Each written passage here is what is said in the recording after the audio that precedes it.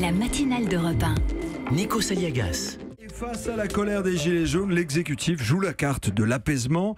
Hier soir, on l'a vu, le Premier ministre Édouard Philippe s'est exprimé dans le journal de France 2 et il affirme avoir entendu la colère et la souffrance. Est-ce que ça suffit, Jean-Michel Apathy ? Non, visiblement, ça ne suffira pas. D'ailleurs, ce matin, il y a beaucoup de blocages. On pense même que les routiers pourraient rentrer dans la danse. On entend...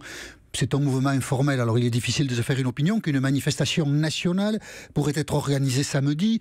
Je ne sais pas si le gouvernement joue exactement la carte de l'apaisement, mais il a en tête la possibilité du pourrissement, et pour l'instant, il n'y est pas. Ouais. Le gouvernement a dû constater comme nous que le mouvement ce week-end a été un succès, parce que pour un mouvement qui n'est pas organisé et qui n'a pas de leader, mettre 300 000 personnes sur le terrain, à peu près 2000 points de blocage, c'est globalement un succès. Puis nous savons tous, nous sentons tous que les gilets jaunes sont soutenus bien au-delà de ce qu'ils montrent sur le terrain. Pourquoi sont-ils soutenus ? Parce que le ras-le-bol fiscal, on l'appelle comme ça, c'est-à-dire assez d'impôts et assez de taxes, est un sentiment qui aujourd'hui est partagé et qui est très fort. C'est un vieux sentiment dans la société française. On en repère dans son histoire des manifestations nombreuses du ras-le-bol fiscal. Et là, il s'est cristallisé autour de la voiture et de l'essence, parce que, on le sait, dans les campagnes, dans les villages, dans les petites villes, il est impossible de vivre sans voiture. Et si vous avez le sentiment que le gouvernement vous empêche de vivre en rendant l'utilisation de la voiture plus difficile, eh bien, c'est la colère. Comment calmer cette colère ? C'est extrêmement simple à dire, pas à faire. Il faut baisser les impôts. C'est tout simple.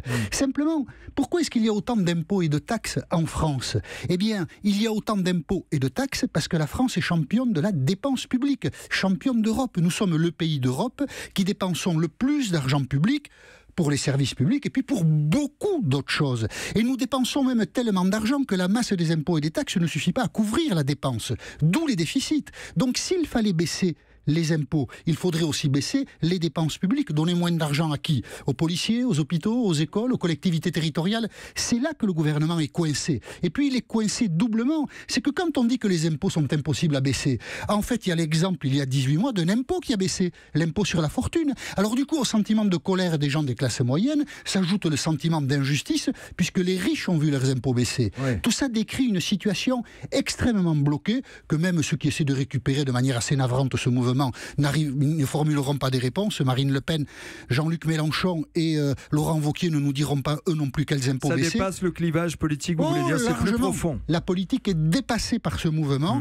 donc il va continuer. Et quand on voit le bilan du week-end, 1 mort, 400 blessés, on peut quand même avoir froid dans le dos. Jean-Michel Apathy, votre point de vue, c'est tous les jours à 7h40 sur Europe 1.